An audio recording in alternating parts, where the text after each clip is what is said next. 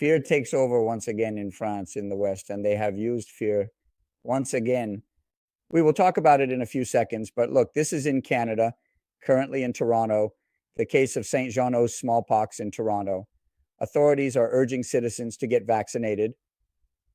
Of course, it starts here in Canada and in France. And here, it's a city in Brittany. It comes out on August 14th, 2024, which is today. Look at this here, what they're preparing for us. It feels like preparation for the fall. An avian flu outbreak detected in a poultry farm, the first in France since January 16th. They are going to cull chickens, let me tell you that. They are preparing for it, it's clear. I will comment. I'm very comfortable with that. First of all, monkeypox, first human smallpox, which was very severe, killed 30% of people. Even in North America, it killed 80% of Native Americans. That's why the English, who couldn't defeat the French of that time in the Appalachians, distributed smallpox-infected blankets to the Native Americans, who were mostly allies of the French, if you remember that old Quebec story. But smallpox killed people of all generations in large numbers. Human smallpox disappeared thanks to the vaccine. It is stored in highly secure laboratories in 2 countries in the world. Monkeypox is a virus adapted to monkeys that is not well adapted to humans. It has always existed. There have always been human cases in Africa for a very long time, but human cases are usually mild. There have been some fatal cases in Africa because of severely malnourished people who have no immune defense, etc. If you remember, it's May 2022. The whole world wakes up saying declaration of a monkeypox pandemic emergency. I don't know if you remember, but I remember I was in Belgium that day looking on the internet to see what was happening. Yes, just a note, I'll show you. Come on, keep your idea. Yes, I remember I had written an article, and at the time, that's what I had published. We had a lot of questions about it, and it was a panic.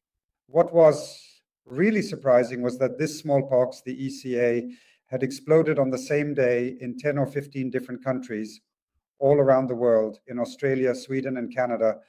Down the door? On the same day among people who had never met, who had never taken a plane. It was totally impossible. That is to say, the virus had been deliberately spread. There is no other possible explanation. I said it, they made fun of me, but no one ever provided me with a contrary reference. And what surprised me at that moment was that when I looked at what was happening, Bill Gates had done a rehearsal a year earlier, so in 2021. Oh yes, it was in 2022. So in 2021, saying that in May 2022, there would be a breast smallpox pandemic. I said he was strong because he was able to say that a year in advance. It's an astronaut who must have a good astrologer. He should become a card reader or something, I don't know. At that moment, I saw that he had invested in a new smallpox vaccine in 2019 and that the European Medicines Agency had not registered a miracle drug for monkeypox a few months earlier. Moreover, they didn't understand because they said that this virus is transmitted through the air, but it only affects male homosexuals, so the transmission was only through anal intercourse. When the first cases appeared in France, there were a few cases, but after that, the epidemic fizzled out.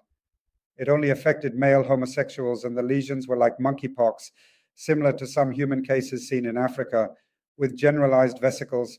The vesicles were primarily around the genital organs and the anus. This was not typical for smallpox. I think this virus must have been a manipulated virus because it wasn't a natural virus that we usually see. Besides, I had first communicated in French, which was then translated into English and circulated in quite a few countries, where I mocked them by saying, "Stop your nonsense, this thing is ridiculous."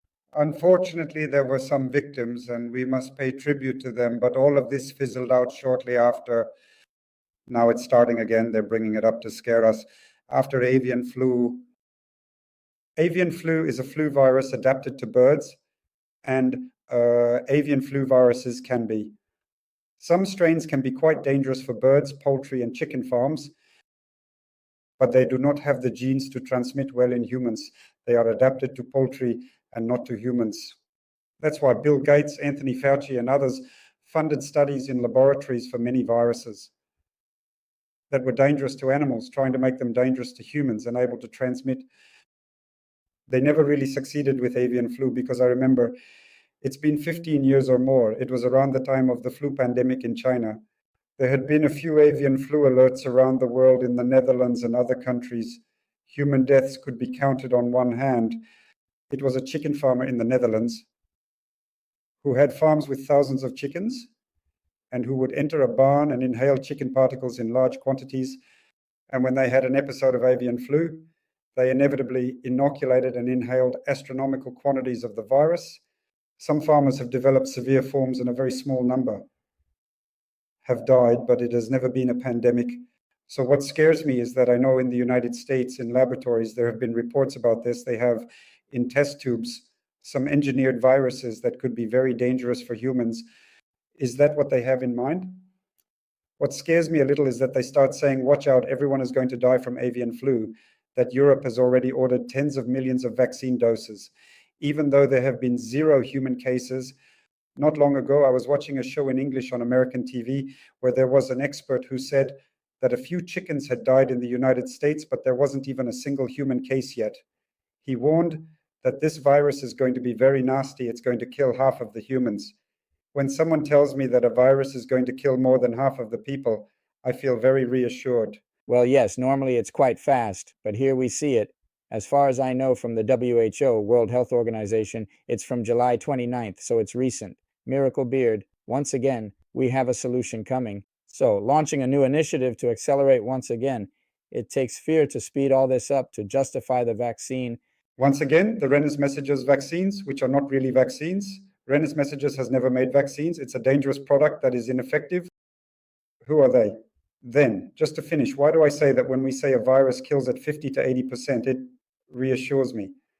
It's because a virus that kills too much does not spread. For a virus to spread intelligently, it needs to not be too dangerous, because otherwise, if it kills everyone, the first SARS, the first Chinese coronavirus, where the bat hadn't mingled with a pangolin at the time, it was with a civet. There had been a pandemic with cases even in Canada, mostly in Toronto, at the Toronto General Hospital, which was a tall tower. There had been deaths, even among healthcare workers. It had spread a bit here and there, but eventually, after a few weeks, a few months, the pandemic stopped because this virus was very dangerous. It could kill the initial variants, but the variants later attenuated. However, the very first variants killed 40% of people. These were people who were in direct contact, who entered the room without any protection and who did not know that.